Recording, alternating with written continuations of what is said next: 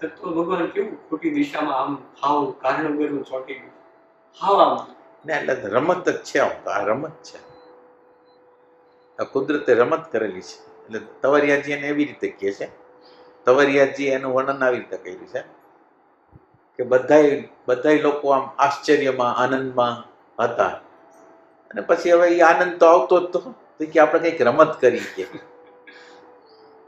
પણ રમતનો નિયમ એવો કે જો તમે રમતમાં દાખલ થયા તો રમતમાં છેલ્લે લગીને રહેવાનું, પછી એમાંથી ભાગી નહીં હગાય. એટલે એમાંનો આ હિસ્સો છે આપણા જીવનના. આપણે નક્કી કર્યું હતું કે આપણે હાલો આ પ્રકારનું જીવ બની જાય ને આ થઈ જાય ને, એટલે એમાંથી પછી આ થયું છે. રમત તો આપણી જ છે. એને એટલું બધું ઇમ્પોસિબલ વસ્તુ કરી છે ને કે કોઈ દી આત્મા કોઈ દી કરતા કોઈ દી દુઃખી થઈ જ ન શકે, અને છતાંય આત્મા જીવાત્મા દુઃખી હોય એ તમે જોઈ શકો. એટલે ઇમ્પોસિબલ પોસિબલ કર્યું એમ.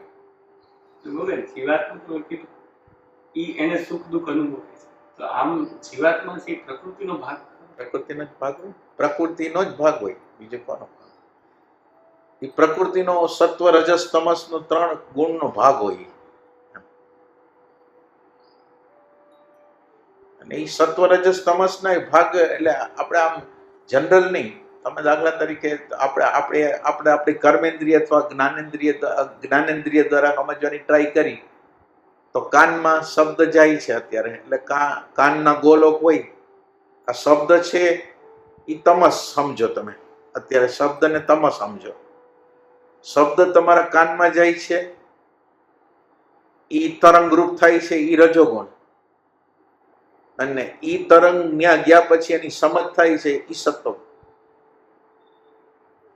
એની સમજ થાય છે. એટલે આપણે આમ એને આમ સત્વ રજસ તમસ ને આમ ચોખ્ખી રીતે જોઈ શકીએ, આવી રીતે છે.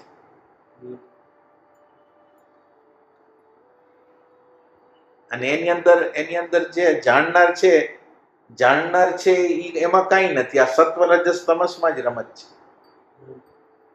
જે જાણે છે છેલ્લે આ યંત્ર એમ કહે છે કે આ ફલાણી વસ્તુ છે, ફલાણો વ્યક્તિ છે, સારું છે ખરાબ છે, એ બધી વૃત્તિઓ જે ઊભી થાય છે ને, જાણનારો જે છે ને એ શાશ્વત છે. પણ એને જાણતા નથી, એટલે જે પ્રગટ થાય છે પ્રકૃતિ, એને હું ને મારું માની છે, એ પ્રોબ્લેમ છે.